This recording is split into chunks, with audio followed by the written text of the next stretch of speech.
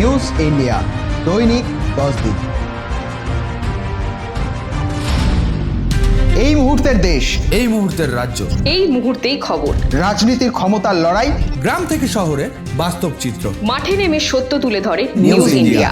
ব্যবসা ও বাণিজ্যের বড় সিদ্ধান্ত, বিনোদনের আলো আধারি, খেলার মাঠের প্রতিটি উত্তেজনা, সব খবর একসঙ্গে।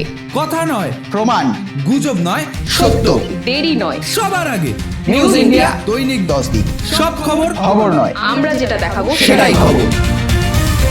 নমস্কার, আপনারা দেখছেন নিউজ ইন্ডিয়া। আপনাদের সঙ্গে রয়েছি আমি স্নেহা। চোখ রাখবো এই মুহূর্তের বিশেষ বিশেষ খবরে। ফের একবার দুষ্কৃতীদের হাতে আক্রান্ত বাংলার পুলিশ। মালদায় চাঞ্চল্যকর ঘটনা। মাদক কারবারিতে ধরতে গিয়ে আক্রান্ত হলো মালদা জেলা পুলিশ। মাদক কারবারিদের হাতে মার ধরে আহত হলেন মালদার মানিকচর থানার এক এএসআই সহ 2 সিভিক ভলেন্টিয়ার।